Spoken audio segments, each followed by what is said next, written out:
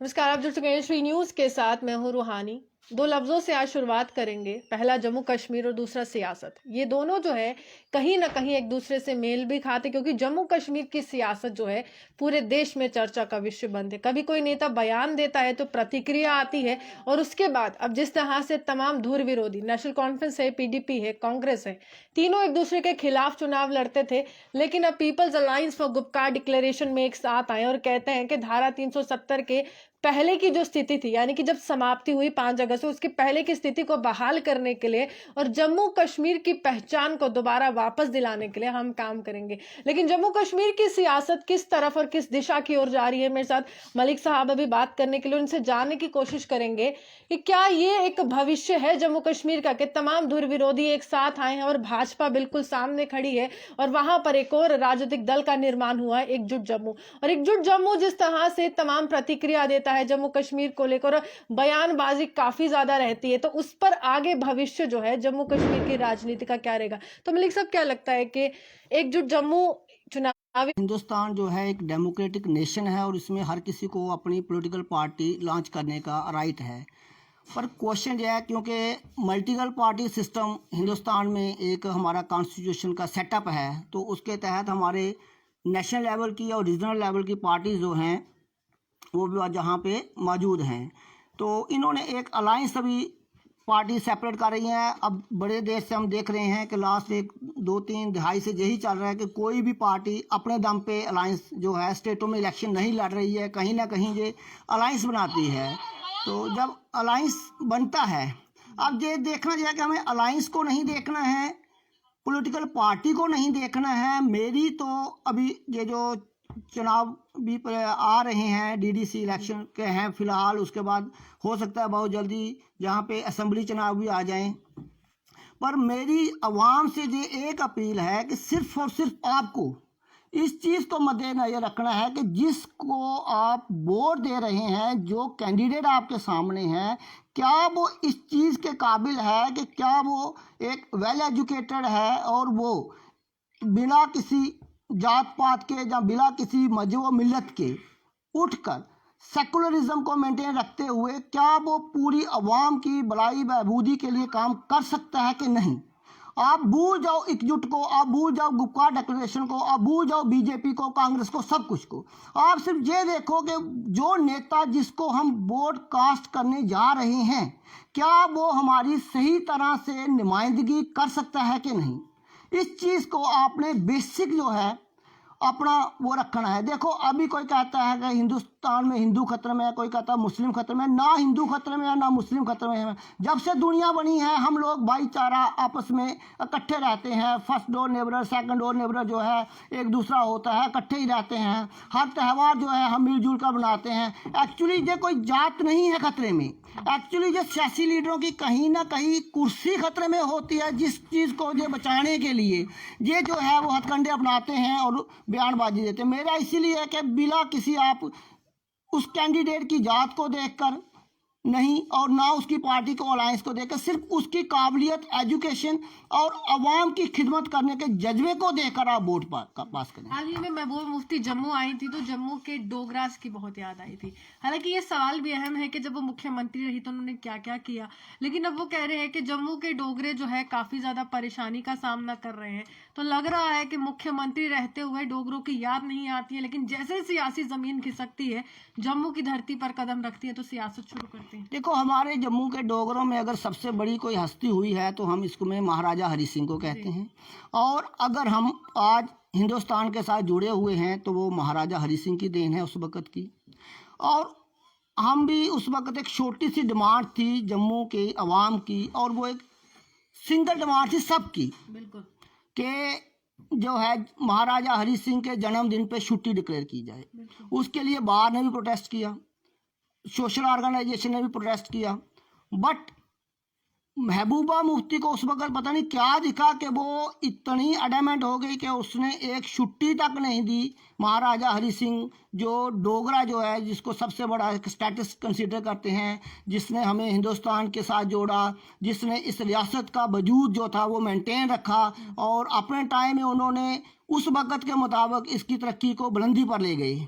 पर महबूबा मुफ्ती ने बावजूद पब्लिक डोगरा के सेंटीमेंट्स को हिट करते हुए वो अडमेंट रही और एक छुट्टी तक डिक्लेयर नहीं की।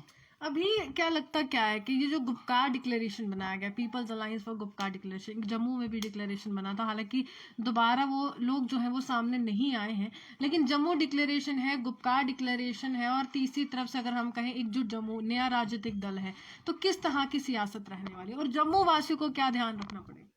मैडम, जम्मू वासियों को और कश्मीर के वासियों को बस एक ही चीज़ का ध्यान रखना है कि कॉम्पिटेंट काबल सेकुलर लोगों को आगे लाएं, ताकि जम्मू के आने वाला फ्यूचर जो है, कश्मीर का आने वाला फ्यूचर जो है, जनरेशन जो है, वो कहीं ना कहीं अपने आप को एक महफूज हाथों में संभाले, ना कि जात पात पर वोट लड़ने वालों पे, जहाँ एक यानी कि उसके एक सेक्टर को या एक प्रोविंस को वो करने वाले, क्योंकि कहीं ना कहीं जम्मू के साथ भी कहीं ना कहीं डिस्क्रिमिनेशन होती आई है। जम्मू कहीं ना कहीं हर एक सेक्टर में पीछे है कंपैरेटिव टू कश्मीर।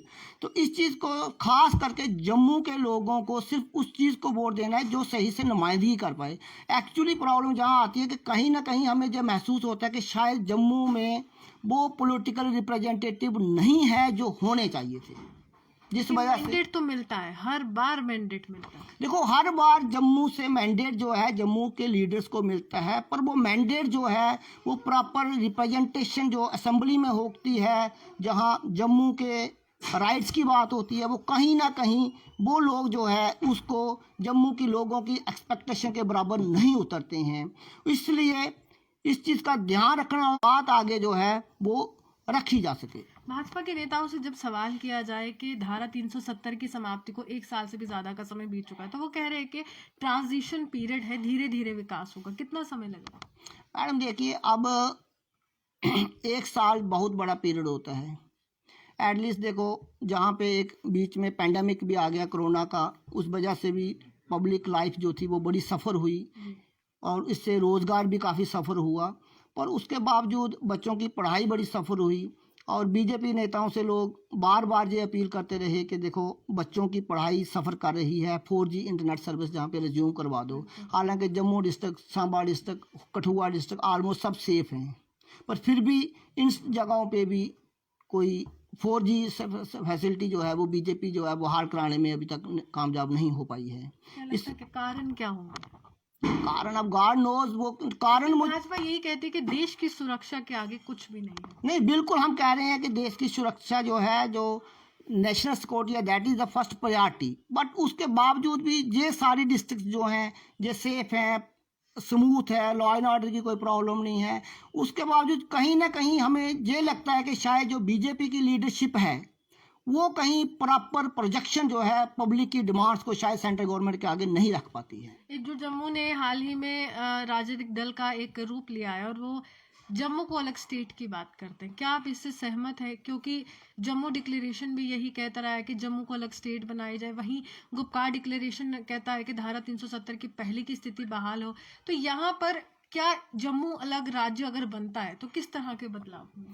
देखिए, सबसे पहले तो मुझे लगता है कि हमारा जो स्टेटहुड खोया हुआ है पूरे रियासत जम्मू कश्मीर को जो है, इसको जम्मू यूटी जम्मू को स्टेटहुड जल्दी से जल्दी वापस आने का हमें इम्कान भी है, क्योंकि इसके इंडिकेशन सेंट्रल गवर्नमेंट से भी आए हैं और इसकी ज़रूरत भी है। और सेपरेट की बात छोड़ के अगर मुझे लगता है कि हमारा स्टेटहुड जो है जेके यूटी का ही सेपरेट स्टेटहुड हो जाए तो वो भी जम्मू के लोगों के लिए, कश्मीर के लोगों के लिए बहुत एक अच्छा होगा। और अगर जम्मू से अच्छे नुमाइंदे चुन के जाएंगे तो जो है वो हमारे जेके यूटी के साथ भी अगर जेके स्टेट एक बन जाती है तो जम्मू में डेवलपमेंट जो है वो एक आ जाएगी। अनएम्प्लॉयमेंट की बात अभी कोई नेता कर नहीं रहा है फिलहाल। क्या ये एक प्रज्वलित मुद्दा है देश में या नहीं है? क्योंकि हर एक व्यक्ति अपने स्तर पर राजनीति कर रहा है, धर्म के नाम पर, जाति के नाम पर, लेकिन युवाओं की कोई बात नहीं करता है। देखिए मैडम, युवा जो है वो 2-3 सालों में सबसे ज़्यादा जो है वो पीड़ित हुआ है। इसमें इसको रैली में अनएम्प्लॉयमेंट का रेट तो बढ़ा ही बढ़ा है। तो इसके लिए जो नए चेहरे जो हैं अगर वो चुनकर आगे आएँ तो इसमें कहीं ना कहीं अनएम्प्लॉयमेंट की बात करें। इसके लिए क्या है कि ये जो सियासी लीडरान होते हैं इनको खुद को तो एम्प्लॉयमेंट की ज़रूरत होती नहीं है, तो ये लोगों के बच्चों के लिए भी एम्प्लॉयमेंट का सोचते नहीं है। देख लो आप, यहीं पे देख लो, हमारे जितने भी सियासी लीडर्स हैं उनके कितने ही बच्चे जो हैं वो सर्विस कर रही हैं, इनको हायरार्की में पॉलिटिक्स मिल जाती है।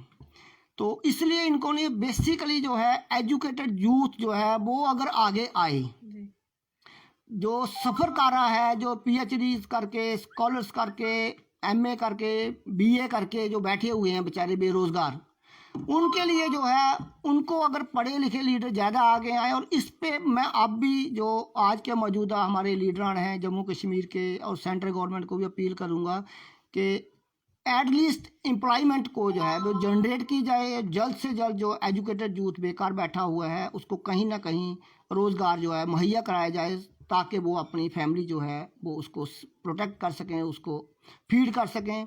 और उसके बाद जो अनएम्प्लॉयमेंट यूथ जो बेचारा बड़ा अनएम्प्लॉयड ही समझो, जैसे डेली वेजेस जो लगे हुए हैं, देखो जहाँ सुनने को आ रहा है कि किसी को 2 साल से पे नहीं मिली है, किसी को 3 साल से पे नहीं मिली है, किसी का 6,000 बेजिस है, किसी का 7,000 बेजिस है, किसी का 5,000 बेजिस है। वो डेली वेजर्स को भी अब ज़रूरत है कि गवर्नमेंट जो है, क्योंकि वो सारे मैरिड हैं, फैमिली वाले हैं, और जिनको 2-2, 3-3 साल से पे नहीं मिली है वो भी बेचारे अनएम्प्लॉयड ही समझो। तो उनको भी गवर्नमेंट ने कोई वेरी सून कोई पॉलिसी बनानी चाहिए, एक ट्रांसपेरेंसी पॉलिसी, और उनको फेस मैनर में रेगुलर करना चाहिए, पेंडिंग बेजेस भी उनके निकालने चाहिए, क्योंकि वो really their families are hand to mouth and they are in spite of the fact कि वो लोग जो है वो अराउंड का क्लॉक जो है अपनी सर्विसेज दे रही हैं बट विदाउट बेजेस। लेकिन उनको कोरोना वॉरियर्स भी कहा जाता है। बड़ी बात यह है कि देश के प्रधानमंत्री ने कहा कि हर विभाग का काम करने वाला हर एक व्यक्ति कोरोना वॉरियर है, कर्मवीर है, लेकिन फिर भी उस तरह के प्रावधान नहीं है। नहीं, इसीलिए मैं कहता हूँ कि हमारी जो स्टेट की आज की लीडरशिप है, शायद ये चीज़ सेंट्रल गवर्नमेंट में पहुँचाने में कहीं ना कहीं नाकाम हो रही है कि भाई साहब हमें फंड्स दो। 2-2 सालों से हमारे डेली वेजर्स जो कोरोना वॉरियर्स हैं, जैसे पीएचई के एम्प्लॉई हैं, पीडीडी के एम्प्लॉइज हैं, इन्होंने कोरोना के सख्त लॉकडाउन में भी 24 आवर सर्विस की ड्यूटी दी। उसके बाद भी अब अभी देखो पीएचई वाले कितने दिन स्ट्राइक पे बैठे हैं, वो सारे डेली वेजर्स हैं, और कोई 10 साल से लगा है, कोई 8 साल से लगा है, कोई 10-11 साल से लगा है। इसमें भी मेरी सेंट्रल गवर्नमेंट से और स्टेट के एलजी साहब के ड्यूटी के एलजी साहब से भी अपील है कि इनमें कोई ट्रांसपेरेंसी पॉलिसी बना के जल्दी से जल्दी इनको रेगुलराइजेशन किया जाए, एटलीस्ट इनके पेंडिंग बेजेस जो है वो जल्द से जल्द थोड़े थोड़े ही करके निकालें, बट निकालें ताकि वो जो फैमिली बेचारी उसकी कुछ दाना पानी खा सके। They are hand to mouth really. चलिए शुक्रिया। साफ तौर पर हमारे साथ एडवोकेट मोहम्मद लतीफ़ मलिक थे। लेकिन सबसे बड़ी बात यह है कि आप सियासत देखते हैं, आप नेता देखते हैं, लेकिन आप व्यक्तित्व नहीं देखते हैं, आप उनकी पहचान नहीं देखते हैं। और सोच ज़रूर देखिए कि क्या अगर वो विधानसभा में जाते हैं, संसद में जाते हैं, या फिर प्रधानमंत्री भी कोई नेता बनता है, आपके भविष्य के लिए वो क्या करने वाला है। क्योंकि आपके भविष्य की चाबी जो होती है, किसी भी देश की भविष्य की चाबी हो या फिर कॉन्स्टिट्यूएंसी की हो, स्टेट की हो, वो एक नेता के हाथ में है। इसी के साथ जर्नलिस्ट पारस के साथ मैं रूहानी आपसे विदा लेती हूं। नमस्कार।